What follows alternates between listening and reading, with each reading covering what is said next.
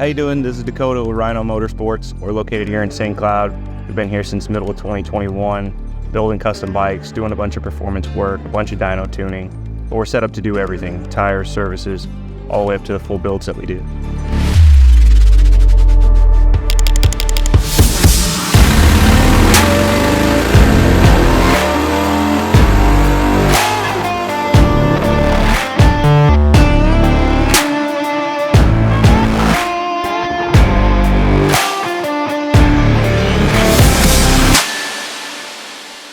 From day one, it's been me and my wife, Brittany. She handles everything front end. I handle everything back end. It's a 24-hour-a-day job. We're always doing this. Beginning of this year, we added my best friend, Dave, to our team. Crucial part of the performance program they have going on. Like I said, big help, can handle anything that I throw at him. Me and Dave worked together for, almost 8 or 9 years at another shop. And I decided to open this and do this. And took him a little bit to come on board, but I told him whenever he's ready, he's got a job. He finally said, hey, look, let's talk about it, and kind of work things out and made it work for both of us. And he's super happy to be here. We have a really good time, and we do what we love to do, It's helped maximize everything because now I don't have to physically wrench on everything. I can take a step and answer some phone calls and spend a little bit more time with the customers, because he does top quality work, pays attention to detail. He would do it exactly as I would, We bought that bike from Space Coast Harley, close to us here in Palm Bay, in October of 2021. It was just a 2020 Lowrider S, had a D&D exhaust on it. The kid before me put Memphis Shades Road Warrior fairing on it. Super cool bike, right? They knew I was looking for one. My sales guy over there knew I was looking for one, and he came across the right one, and I had to jump on it. So I traded in my 2012 Road King, the flat blue bike that I built, and for the Lowrider S. And it was cool. I liked it, but I had a vision. I always have a vision. I'm building 2 bikes in my head before I even get them, I hadn't seen many bikes out here with FXR fairings, so that's what I wanted to do. And I wanted it flashy. I wanted it crazy painted. I wanted something to catch somebody's eye. First thing I did was pull fairing off of it. I already knew the day I bought it, I was like, we ordered RWD, Russ Warrenmont. He's the OG of the FXR fairing.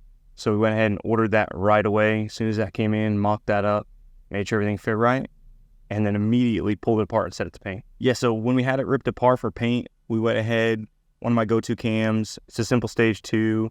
I did a Woods 22 XD. That cam lopes really hard at idle, makes good horsepower, but still hits hard on the bottom with the right exhaust combination.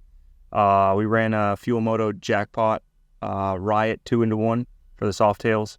I really like the pipe. It's a good stainless look, really performance-y look with springs, everything on the outside. Stepped header, good baffle in the muffler. It just works well all the way around. You don't end up with a big torque dip. One of my favorite pipes on the soft tails. We're actually running the full-length pipe on this Road Glide. I work hand-in-hand with those guys on a daily basis. Like, they become partners in the industry. They become friends, I like working with them. Their products work. They're always trying to develop something new. And their stuff just seems to perform, right? It just kind of edges out the others. And that's usually why I prefer it, why I recommend them. As soon as we got the paint stuff back, we started working, getting it back together.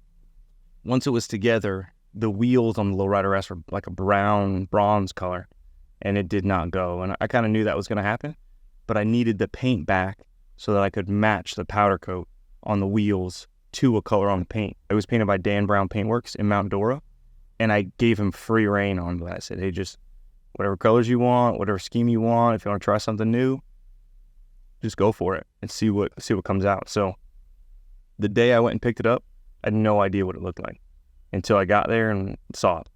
So then I had to okay, this is what I got.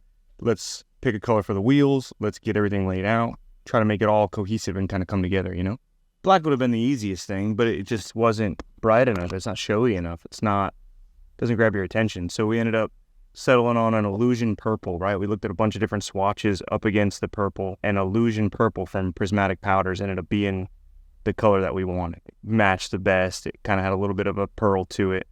It came out really, really nice. A couple little add-ons on that bike, which are pretty cool. We did the Flow foot pegs. It ended up working out perfectly. Every color that was on the bike was on the foot peg. That's their jet fuel foot peg that's on there. It has a Bung King crash bar. And we ended up finding out that the Santoro Fabworks Cadillac wheels the bolt is the same thread that's in the Bun King crash bar. So they worked right in one of those little trick details, right? That's what's important to me on a build, is the little details become important because it's something that draws your eye. You know, you see that, and then there's the next interesting thing you look at, and then you look over here, and there's, dang, they did that, and that's what makes a really nice build, something that you can stand there for 15 minutes and look at it and see something different. That's the tricky part, but that's what makes, in my opinion, a really good build. I had that bike for about a year and a half, rode it, took it to a bunch of events. I loved it. It was my vision, and I nailed it, and it's what I wanted. And then I was like, already had the next bike built in my head, which is this one. We ended up working with a bunch of different dealerships, trying to get the best deal. I basically was after the most inexpensive road glide I could get. That's what I was after. Ended up getting a good price with Orlando Harley here, local to us. Traded in the Lowrider S and got the road glide. So they had the Lowrider S for a couple weeks, and a girl from Ohio, they flew a girl in from Ohio. She bought it and rode it back. So I haven't heard from her. I hope she sees this. It would be cool for her to see it, be able to check out some of the details on the bike. It's flashy, it's showy. So they were using it for some of their promotion stuff. I've seen it on Facebook Marketplace, using some ads and stuff, which is cool. I think that's the biggest accomplishment when you build a bike, is that other people are able to use it to grow their business too. You know, that's cool. So on the side covers, there is Dan Brown Paintworks, the guy who painted it, and our logo on the other side cover. This bike's getting the logo in the seat, nothing in the paint, something a little bit different. But yeah, that paint was cool. In the sun, it looks really, really good because it had flake in all the black. Like at night and in the dark, everything just looks black, but you get it in the sun and there's purple and blue and green flake all through it. If you guys have any questions on the bike, on the build, any questions about the shop, feel free to ask them in the comments or give us a call here at the shop. We're more than happy to answer any questions that anybody has. Like I said, we're on to this one. Bigger, badder, tons of carbon fiber, another paint job by Dan Brown Paintworks. If you guys want to check us out on Instagram, Facebook, you can follow us, check out our website. Like I said, we're always here to answer questions and help any way we can. So feel free to give us a call with any of your performance or build or dyno tuning questions.